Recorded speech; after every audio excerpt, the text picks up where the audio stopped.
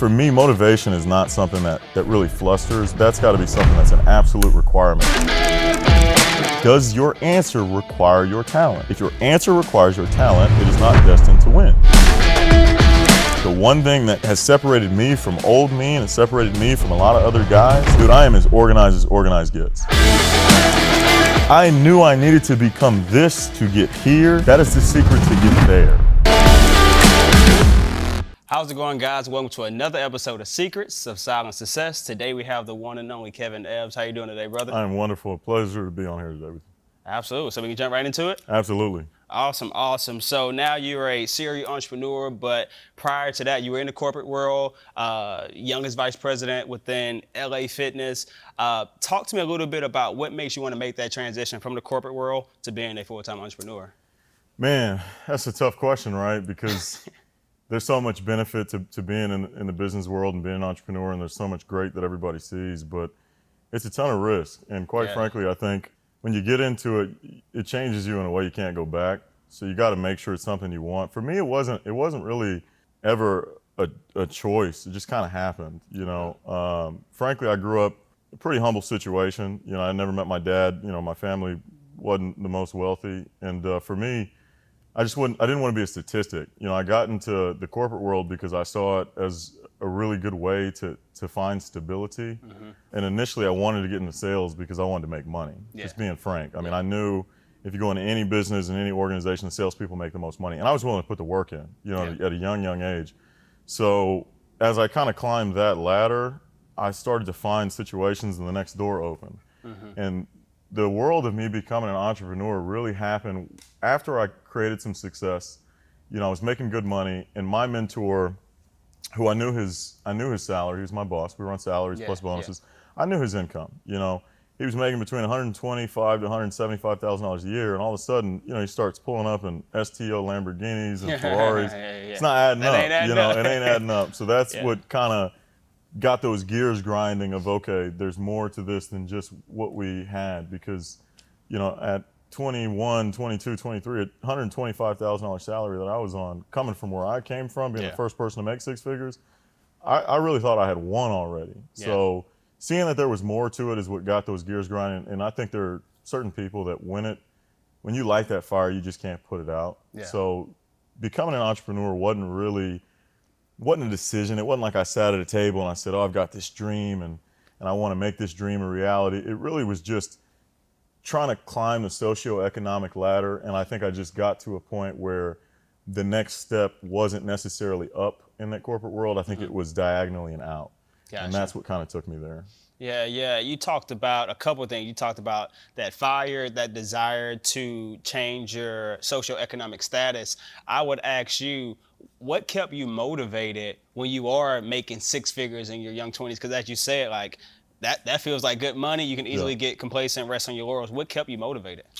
I think for everybody it's different. For me, I mean, first off, I think motivation in any sense, you're either running towards something or from something. I mean, I think you have to be very real about which one you are. And I think as you go through different seasons of life, that will change. You know, sometimes you're running from something, you're running from your troubles, your struggles, your bills that are piling up, or sometimes you're running towards an ultimate goal or a legacy. That's been different my whole life. You know, at a very young age, I was running from poverty. You know, I was that you don't have to motivate you.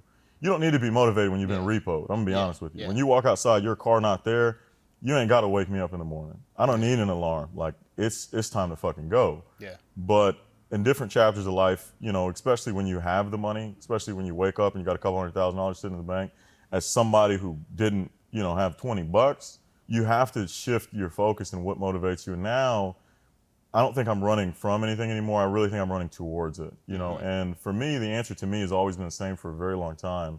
I'm on the pursuit of being great, you know, and I am a huge, you know, proclaimer of that.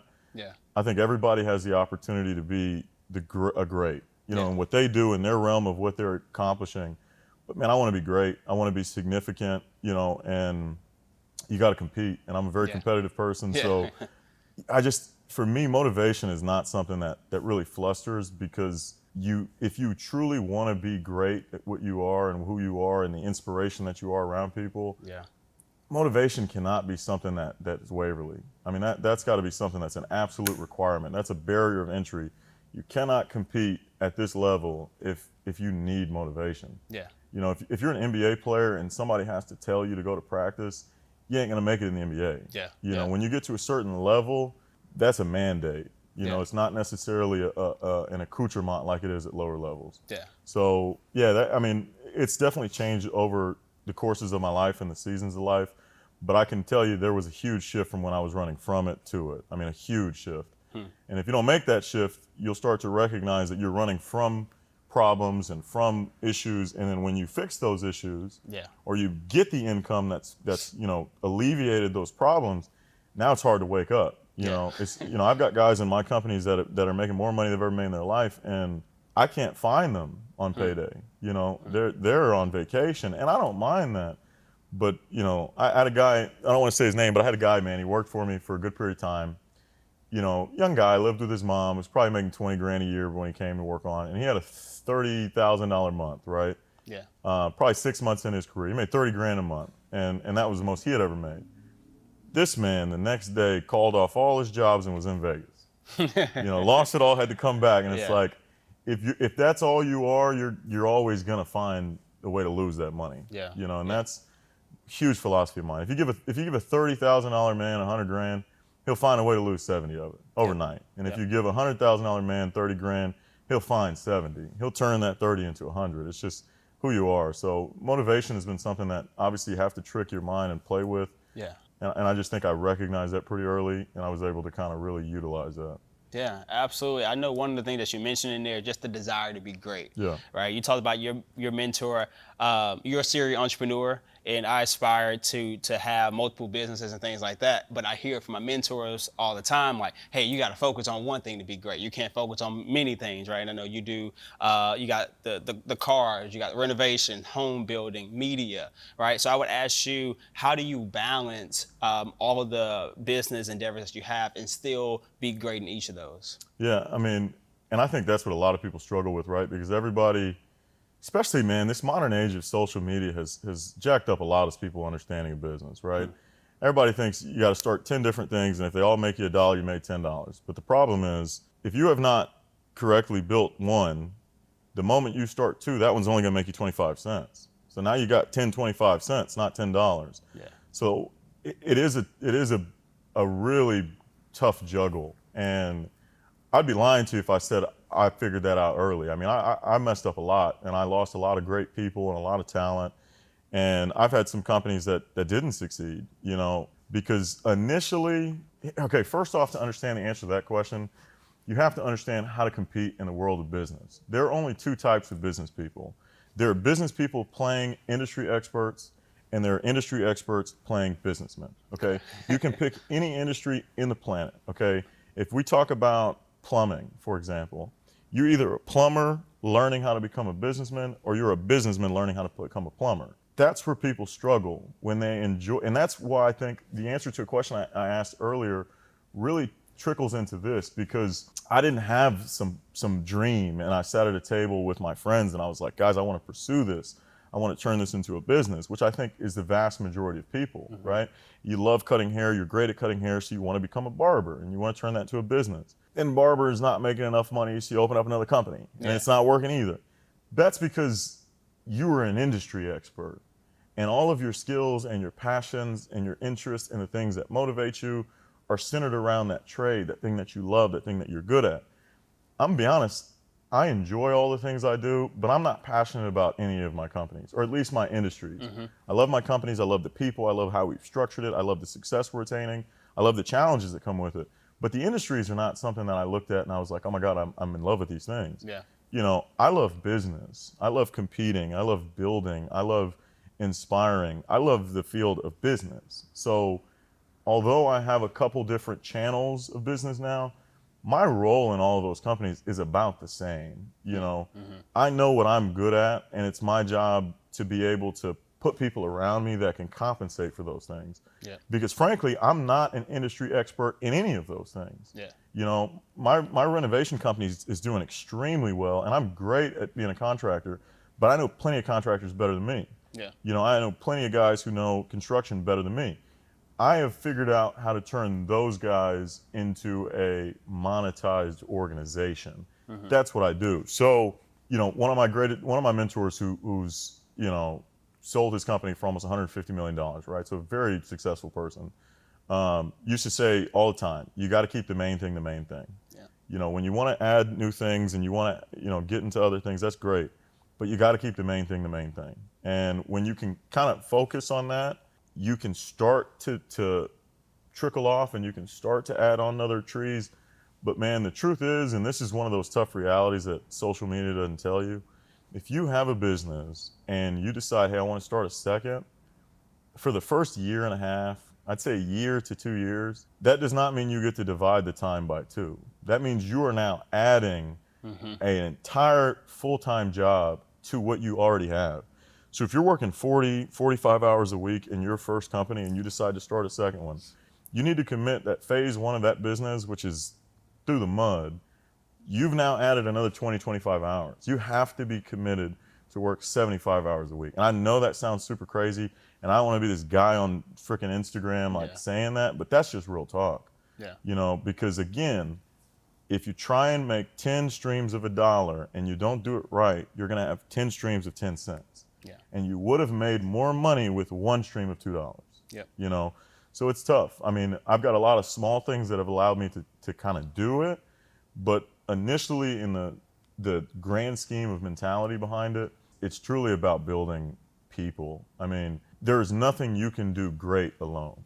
You can do good. There is a lot of success and a lot of money that can be made by yourself, but nothing great can be done alone. Yeah. And it's ultimately about how you want to approach the game. Absolutely, absolutely. I want to dissect two things, right? Because you talked about being a business person as opposed to being an industry expert. So I want to dive into that, and then I want to dive into people. But I want to talk about industries first. So if it's like, hey, I'm not an industry expert, I'm looking to use my core competencies to help build businesses. How do you select industries, right? Are you looking just at the numbers? Are you looking at growth trajectory? If I'm an entrepreneur looking to acquire a new business, and I'm not trying to do something I'm passionate about, I'm trying to do something that's going to get an ROI, right? Yeah. How do you pick an industry? I think there's three different avenues you can take. You can first take and look at just the finances of it. Yeah. You can look at how lucrative businesses are.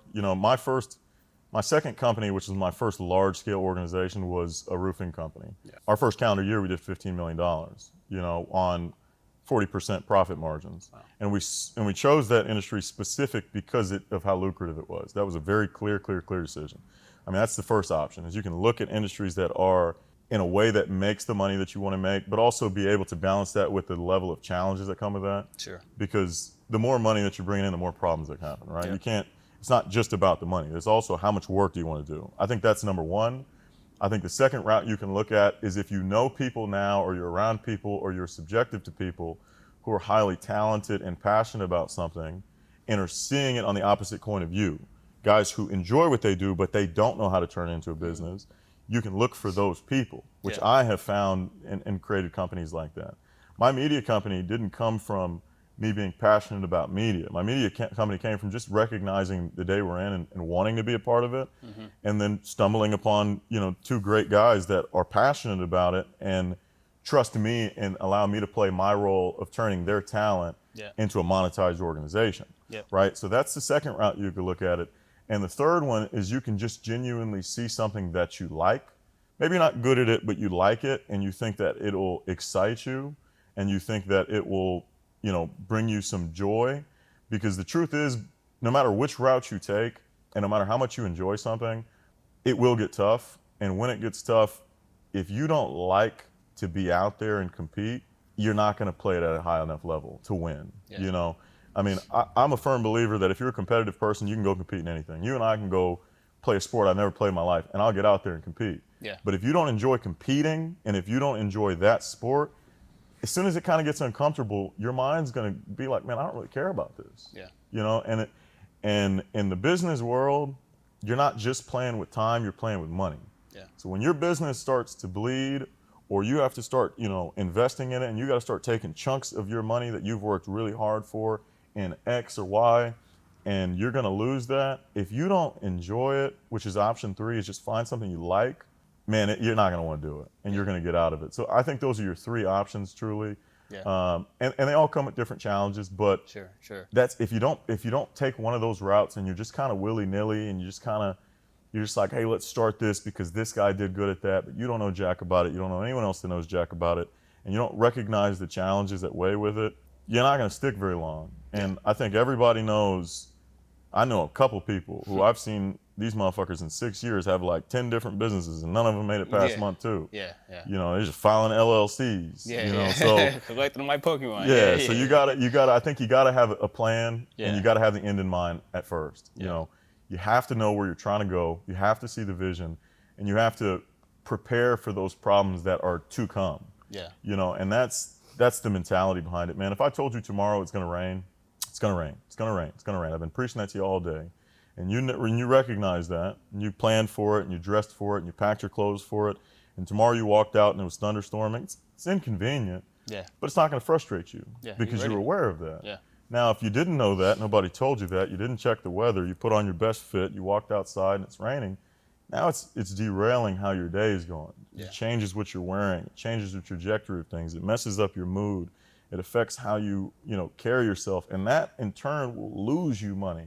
And make the day go bad. So to kind of answer that question in terms of being, an industry expert versus just a business expert, I think every business needs both. Some people are capable of being both, but I would say that's a very, very, very rare instance because both require time and experience. So I think the only time you're really going to find someone who's able to do both is someone who's been doing it for a very, very, very long time at the highest level, right? It's just, owning something is completely different than working in it, you know, and that's kind of how I see it. Cool. So, no, that's great. So the second part of the question, it sounds like you have a lot of service-based business. You talk about, having a roofing company at a point. You talk about having a media company. When it comes to service-based business, it's all about people, right? And you've talked a lot about people.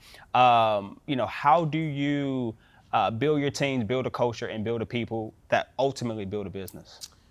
Man, that's tough. I mean, there's so many, and like first thing I always say is in anything, there's a million ways to play a game. Yeah. Any sport, any challenge, any activity, there's a ton of ways to approach the game. And the way that I've described it over the years in my business consulting is if you pick your business or your industry, you already have it established, you're trying to maybe do your yearly meetings, your quarterly meetings, and you're looking at how you're going to move forward, or maybe you're doing a pivot, you have to first understand how do you want, before you even figure out how to build a team, before you even figure out if you have the right employees, how do you want to play the game? I'm a firm believer, and I've been this since the beginning. I attribute a lot of how I do business to sports, and not because it's a direct correlation, but I think all competitive things have a direct correlation. But sports to me is the greatest teacher of business because it is the only business that is broadcasted at that level. If we got the opportunity after every Monday to sit with Elon Musk at a table with a Gatorade bottle and grill him on every decision, you know how much we would learn? Sports is the only field where the people doing it at the highest level have to give an accord for their decision making. They have to explain to you their mentality. We scrutinize them, we watch them. People look at that as entertainment, but if you shift the way you look at that, man, you will learn so much. And I've always said, you want to know business, watch sports. In sports, everybody's got the same goal, right? If we're talking basketball, for example, everybody wants to win a championship. Maybe some teams are tanking on purpose to get players, but you're doing that to compete for a championship. Everybody wants the same thing. Everybody wants to make money. Everybody wants to be successful, right? You do not become an entrepreneur to just pay your bills. You become that. You want to sign up to deal with that stress to create something that's going to create autonomy or time or income, or allow you to drive the car you want, or retire your mom, or have the house. We all want to compete at the highest level. How do you want to approach the game? I know a lot of basketball teams that look at it like, hey, we want to be 3-and-D guys. We want to be ISO players. We want to be team ball. We want to be, the pass 6 times. We want to be, have 2 of our best players. We want to have everybody good. We want to be a young team. We want to be a veteran team. First, establish how you want to approach the game. And then once you've determined how your team is supposed to look, now you can find the pieces. Now you can gather talent, managers, create roles, create processes that are conducive to that. For me, and I'll be honest with you, I suck terribly at this. When I was younger, man, I wanted to be the guy. Straight up. I'm not gonna lie to you. I wanted to be the guy. I wanted you to know who my name was. I damn near wanted to name my companies all after me. Like, I wanted to be on every marketing we put out. I wanted the flyer to have my photo on it.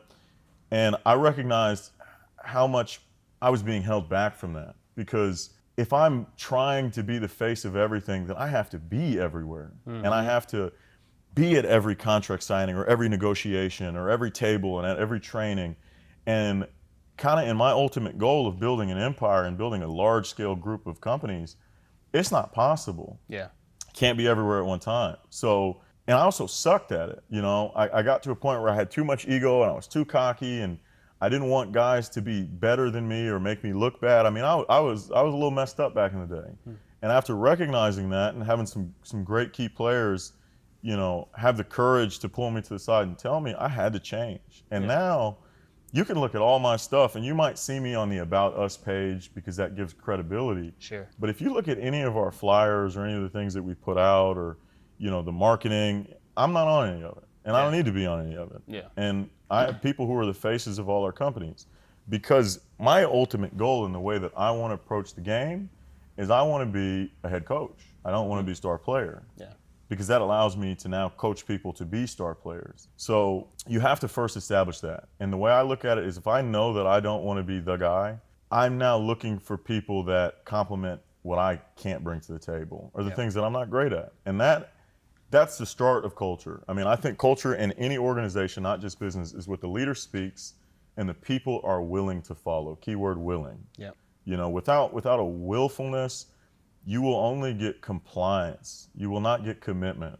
And the difference in the result is exponential. You know, I've used this analogy in trainings before. If we all ran a Chipotle together, right? Yeah. You were the manager, I was the assistant manager of Chipotle. And we spent 2 weeks preaching, guys, we need these countertops clean. You know, let's have spotless countertops. Let's have spotless countertops. If some cheese drops, let's do it. And everybody doesn't really see the mission behind it. They don't really like us. They think that we're just kind of tooting our horn because our district manager's coming in town. Yeah. They're going to be compliant. They'll do it when you're looking. They'll do it whenever they know you're visiting. Yeah. You'll see a result when you're paying attention. Yeah. But when, you know, you take off for, you know, to go hang out with your friends and family, and maybe I leave early, there's no commitment. They were just compliant. Those countertops are not going to look the same when we're not there. Yeah. Because it's not something that they're willingly following. They're not bought into it. They don't see the vision behind it. And I think that's one of the most critical parts of culture in an organization, is getting commitment. And getting commitment comes to me from your people's understanding of what you do. Yeah. Because I'm gonna be honest with you, man, if you own companies and you own organizations, we do bear the fruit of the labor, right? Yeah, we do make the money we make. We all have nice cars. We drive stuff. We've got watches. So there's always going to be a stigma that, you know, we work hard, you don't. You take the money. You take the money. Yeah. Because you got to understand, your people, your employees, your managers, everyone in your organizations, they don't understand the challenges that come with it. If they knew the challenges that come with it, they would do it. Yeah. They don't know it. They only see a small percentage, which is what you do when you're there. That's all they see. They don't see the taxes and the headaches and the audits and the insurances and the times that you had to spend your own personal money to make a payment on the company. They don't see any of that. So part of getting culture and getting that commitment is getting them to kind of understand how much more there is. And that's really developing them. Yeah. And, you know, there's an old saying that I think kind of sums up culture in a great way is, you know, the CEO spoke to the COO, and there was a concern of the CEO saying, well, what if we train these guys so well that they can go create competing companies? And the COO said, well, what if we don't and they stay? You know, and that's the challenge, is you have to train people in a way where they could do this without you, but treat them so well that they don't want to. And that's the only way that you really get to a point where you can put businesses on autopilot and there is not a negative stigma that you're in Mexico, you know, or that you're on vacation. Yeah. It's, listen, I know how much goes into this. He's shown me, he's taught me, and I also see how much I don't have to do because he's doing it. Yeah. That's what gets people committed. That's what people clean. That's when people start cleaning the counters. When you start showing them the reviews that we're getting, when you start talking to them about the different things that people are telling you, when you share the business side of what's happening with your staff, they'll see the bigger picture. Yeah, absolutely, absolutely.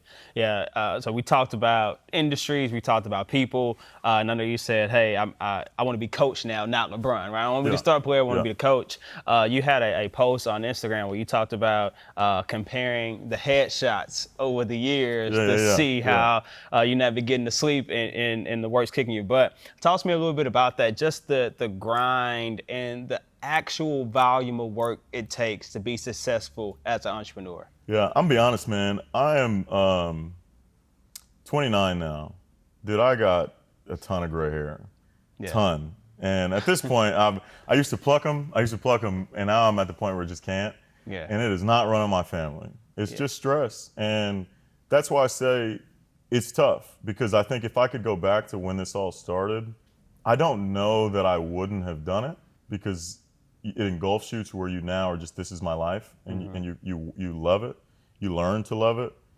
But I think even now in my mentality, I might have considered it a little bit more, or I might have taken some time off before I started it, just to kind of soak in, hey, this is about to change, because Yeah. I just dived into it, and it's a lot, and it's not the big things that are obvious. The entrepreneur world there's so much that's not obvious. Everybody knows the obvious. You got to pay bills. You got to have payroll. You got to have bookkeeping. You got all the normal crap that you can Yeah. Google. That's a given, and that is real work, and that is tough. I'm not gonna lie to you. It's the stuff that's not seen that really takes a toll on you. I got 3 cell phones, man. Saying, hey, I carry 3 cell phones sounds cool, but when you get 75 calls a day, and you got the flu, and those phones don't stop ringing because you're the owner, there's points in my career where that phone starts ringing and I'm just like, fuck, man, like, leave me alone. Yeah, facts. It's those things that start to take a toll on you, or it's when things go bad.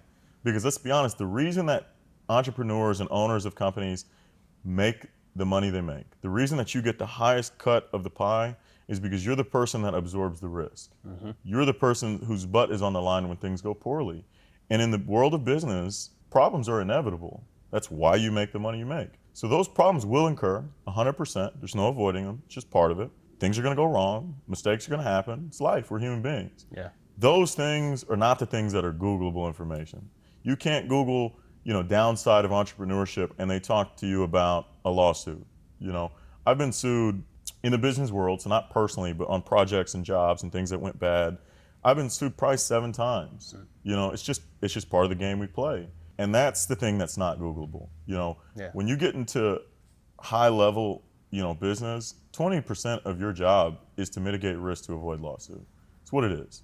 Look at any Fortune 500 company, Google, especially if they're publicly traded, which means everything's Googleable information. Google how much they pay for HR. The entire reason HR exists in companies is to avoid lawsuit. That's the whole job that they have. All the little things they do, the small nuances, it's all to mitigate risk to avoid lawsuits. Fortune 500 companies are paying $50 to $100 million a year to avoid lawsuits. When you run businesses or you become an entrepreneur and you have not yet established departments and you're not at the point where you have the revenue to pay those people or outsource those things, you are that. You are legal, you are HR, you are payroll, you are sales, you are operations, you are quality, you are warranties, you're everything. And that's what's not on Google, is that stress of being everything and having to find a way to organize all those channels. Because when you start to bring in money and you start to develop real success, you can't remember everything.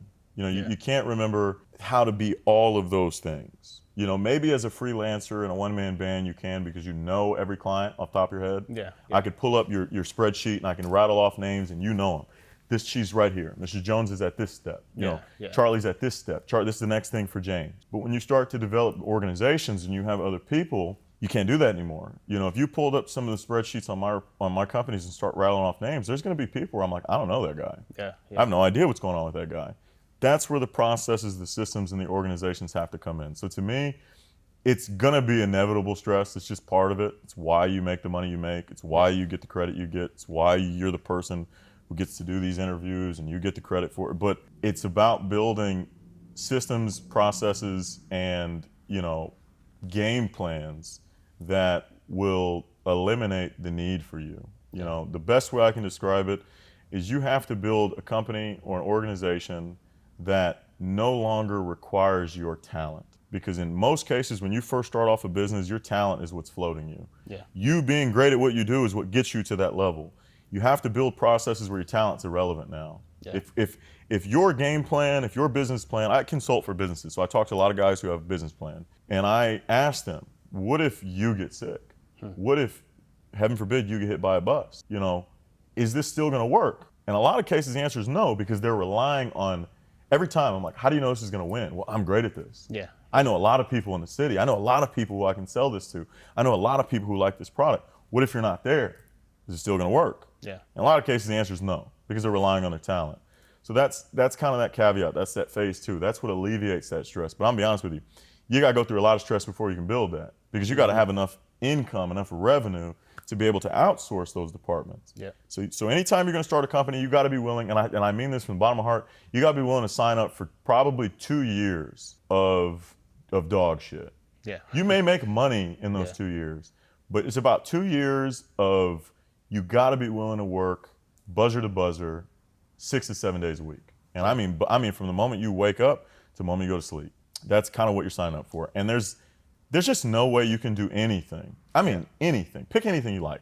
If you like kicking soccer balls on a freaking field, if you like that, do that from 8 a.m. to 11 p.m. 6 days a week. It's gonna stress you out. Yeah. It's gonna stress you out. Yeah. And it's just life. Yeah. So you just gotta wrap your head around it, and you just gotta know, like, this is just the phase that I'm in. Yeah. And I'm gonna pay my dues in this phase, and eventually I'll get out of this phase. Yeah. The reason I'm so stressed out is because the moment I get out that phase, I'm like, let's do it again. Yeah. You know, yeah. that's the problem. I've been in that phase for 10 years, because every time I get out, I'm like, let's start another one. Yeah. You talk about kicking that soccer ball from 8 a.m. to 11 p.m. Hopefully you get really good at kicking that soccer ball. Yeah, you should. That's You should. the plan. Yeah. You absolutely should. Yeah. So you talk about, hey, you pick up one and you do it, you put it down. So the new venture is the luxury home builder.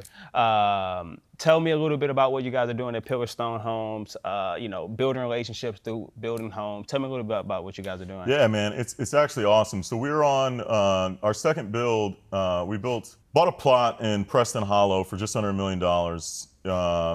Built a gorgeous home we threw a party at. Got appraised for 4.6, so quite a bit of profit in there. Awesome. Our second house, about 5 minutes down the street, is gonna be finished in probably the end of next month, which is the exact same house, just a smaller backyard. So in the process of this, we've kind of explained it that we've already been doing the business. This was just our official hard launch. Gotcha. No different if you opened a restaurant and you wanted to get all the kinks worked out, and you wanted to see if some dishes actually tasted good before you officially told everybody, hey, we're open. Yeah. So we finally had our hard launch, and what we're really doing is, we've got the capital to build some more homes and to sell them, and obviously one home could sell and fund the next couple projects. Yeah.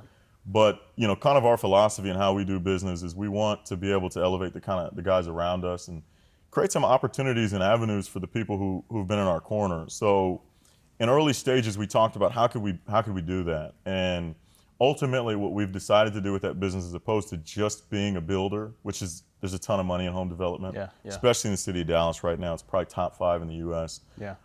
We also want to be, obviously through great teams. I've got a great CPA firm, a great contract attorney. We've got great people who are supporting us and have, relationships with them. But we want to also be an investment capital fund. So for, primary example, we've got a bunch of guys who are going to give us X amount of dollars. And we're going to pool, this money together in a private equity fund, and then utilize that on each individual project wave. So let's say you're in wave 1, that's gonna fund 4 projects. So we're gonna take that money, pool it together, we're gonna go buy 4 plots, we're gonna build 4 houses, we're gonna sell those 4 houses, and then we're gonna take the profit of what those 4 houses have made, and we're gonna separate that and dividend out that to the investors group, proportionally. Yeah. So if you gave 1/10 of the funding to create and build those homes, obviously you didn't do jack. We're not asking anyone to do anything, but but invest in it. We're going to build the homes. We're going to manage everything. We're going to make sure it's done. We're going to sell them. And then when that profit distribution comes, of the investors in the investors group cut, you'll get your money back, and then you'll also get 1/10 of the investment. Yeah. So we run some analytics already. We have our investors meeting next Tuesday with our first group of investors, which is a free meeting for everybody to come out and see the analytics, to see the team, to meet everybody, to meet our attorneys. But we run our analytics, and for someone in the first home that we built, the one we showed off, for someone that would have invested, for example, $200,000, That project took 13 months. So in 13 months, you would have gotten back, it was about 260. Now again, if you took that 200 grand and you stuck it in an index fund, you're probably going to make 8 to 9%. If you take that 200 grand and you stick it in, a high yield savings account, you're probably going to make 3%. We're looking at, and again, I love to use the word projection because they're not just made up numbers. We're just running our numbers off the 2 houses we've already built, right? So they're real numbers, they're real stats, they're real proof.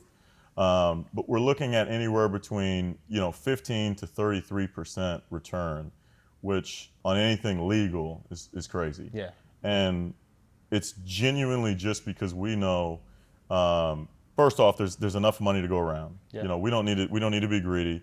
We're doing all right, and in that way you're going to start to develop relationships. You're going to make guys a ton of money that are going to trust you. They're going to want to do business with you for the next 10 years. And my group of owners and all of our companies, man, we're building stuff every 3 days.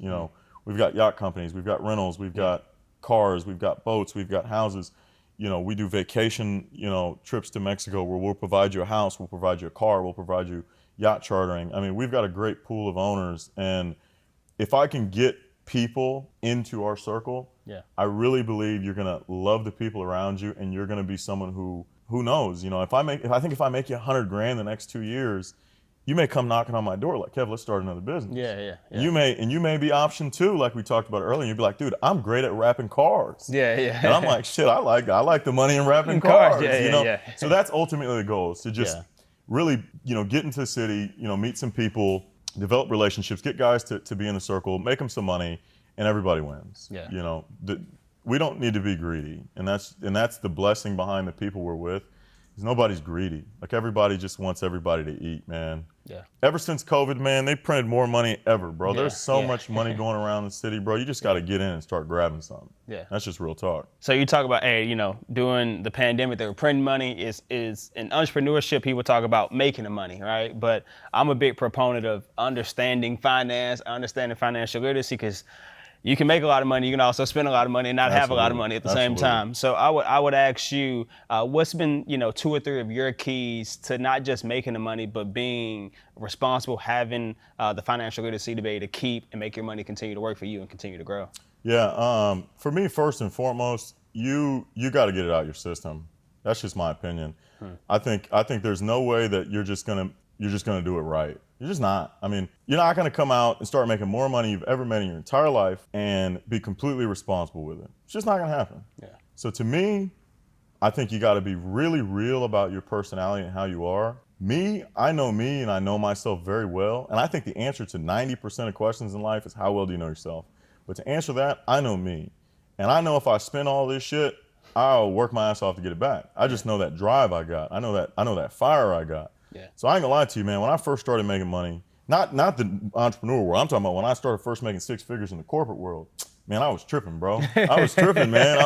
I was tripping, man. I remember my first real check I had a bonus. I was in the corporate world running health clubs, running gyms. I had a bonus. My check was like $11,000. First time I ever seen money like that in my life. I ain't never seen money like that. You know what I'm saying? Man, I called off work. Went to the BMW dealership, bro, that day. I'm like, shit, this is new life, bro.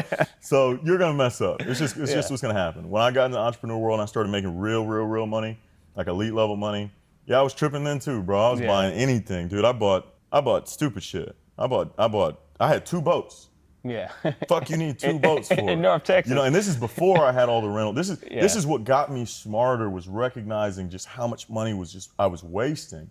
I also, before I got smart enough to recognize that I needed to create a rental company, I used to have so much pride, man. There was a part where probably in 2020, 2021, bro, I had 6 cars.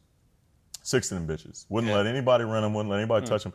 People smarter and wiser than me used to be like, Kevin, you got to rent them out. You can't drive 6 cars. And this was my answer. I don't want to see anyone on Instagram taking a photo in my car. And now that I say that at this chapter of life, just hear how prideful that is. Yeah. Like, that's so much pride, man, because at the end of the day, if you rented one of my cars or one of our cars, whatever, and you go take a photo and you put it on Instagram, you just paid me $400, $500, $600, $700, $800 to take that photo, and your friends are gonna see it, and they're gonna call me, with $800. Yeah. You know, I mean, I had to eliminate that pride. But I'm gonna be honest with you, I read all the books, man. I read all the books that talk about financial literacy and financial responsibility. Every single one of them. I've been to courses. I've watched all the seminars. I've watched all the podcasts. I've watched Dave Ramsey. Yeah. Fuck all that, bro. I'm trying to run it up. I'm in the club, bro. Like, you got to get it out your system. But you have to recognize if you are the type of person who can get it back. You know, I know if I made $50,000 tomorrow and I didn't have $50,000 and I lost $50,000, I'll go get another $50,000. Yeah. So it was okay to me in that time.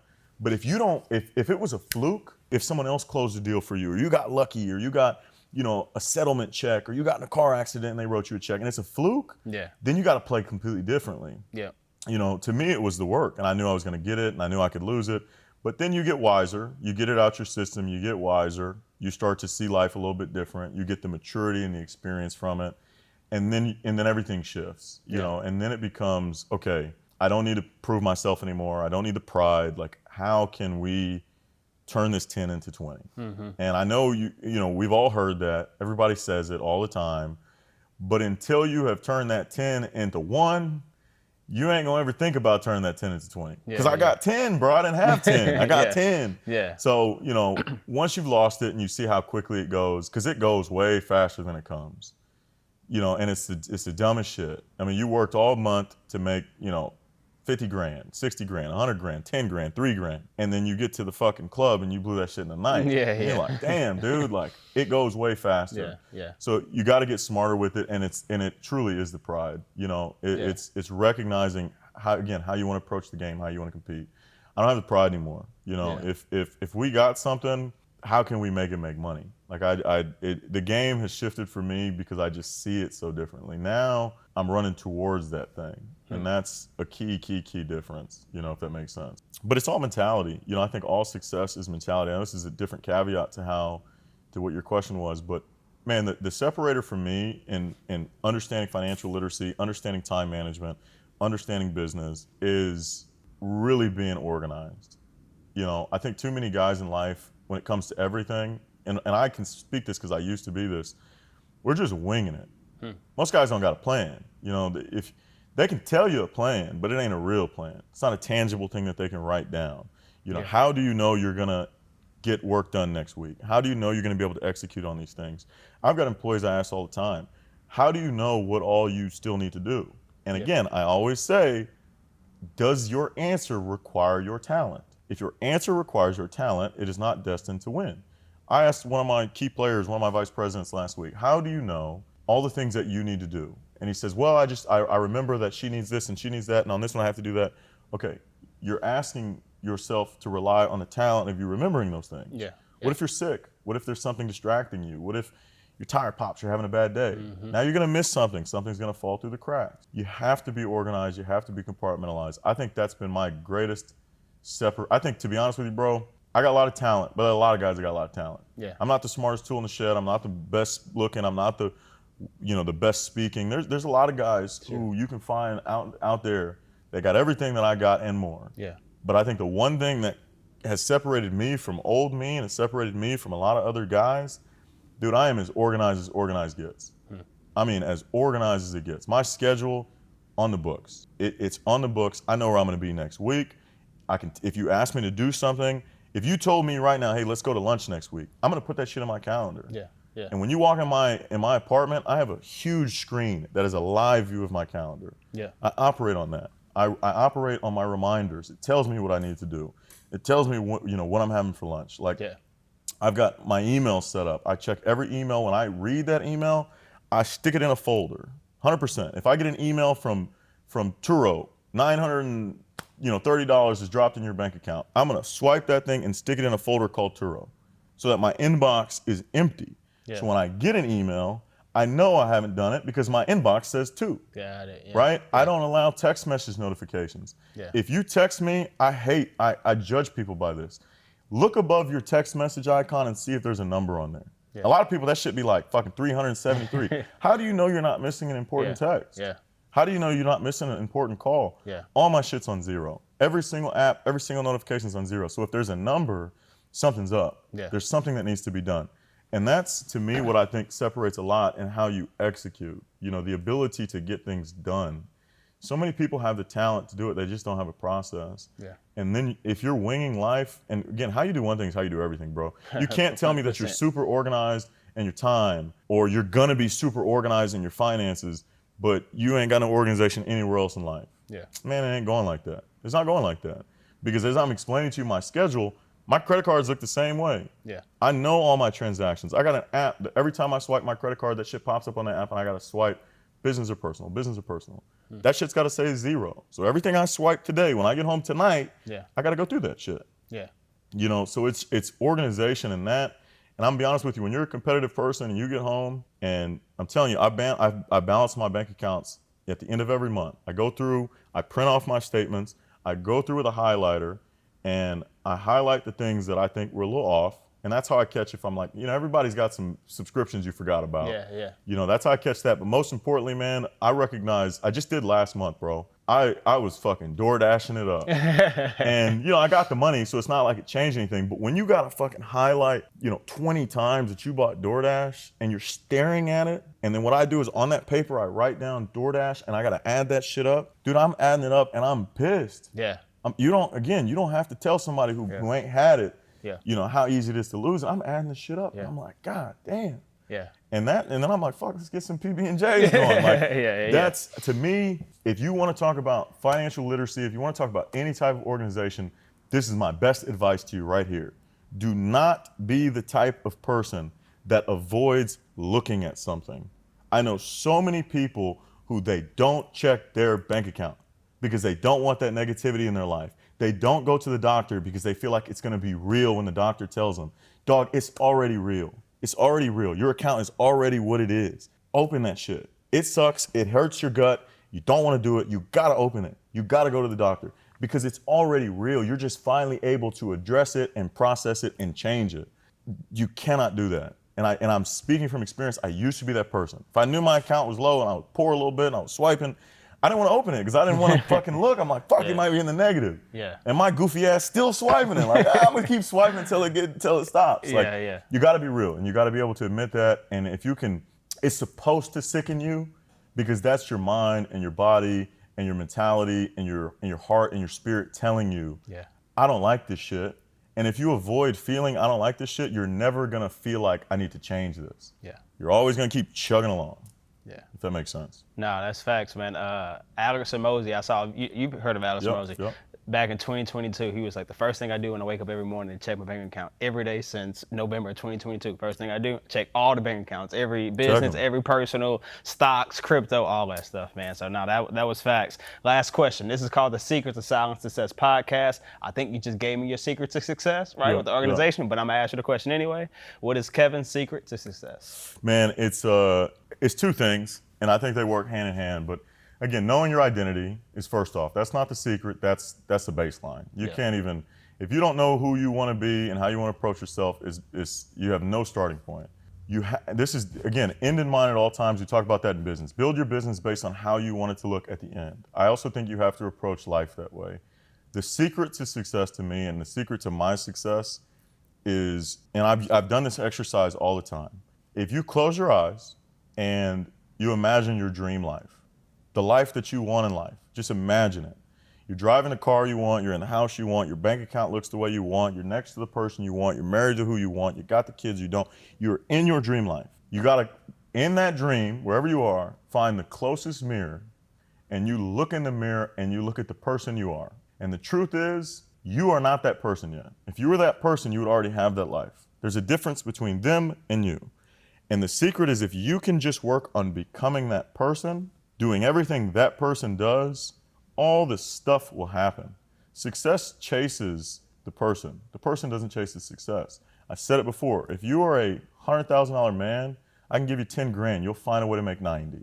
If you are a $10,000 man, I can give you 100, you will lose 90, fast. You'll be in the club throwing that shit because you're not a $100,000 man. Yeah. So in your dream life, become that person and everything will follow. Does this person dress the way I dress? Does this person speak the way I speak? Does this person have, for me to be in that dream, am I smart enough to be that guy? Am I around the right people? everything and every attribute in your life has to be conducive to that person you want to become.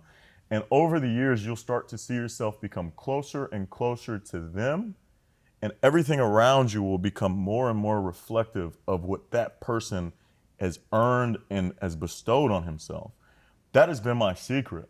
I don't, and you know, my guys will tell you, man, I am working on becoming the person I see when I close my eyes. When I see the vision of what I'm trying to build, I see the Kevin that can run that.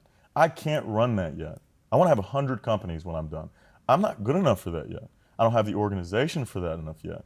You know, and even where I am today, which is such a blessing, I used to see this guy, and I used to know what it was going to take to become this guy. I knew how he was going to dress. I knew how he was going to carry himself. I knew that I needed to be able to speak this way. Yeah. And I wasn't like this, bro. I grew up in inner city Houston, dude. Yeah. Like, you know, if I get drunk, you'll start to hear a different voice. And you're like, damn, I don't know this guy. I knew I needed to become this to get here. That is the secret to get there. You know, just find out the version of you that has earned those things in the future.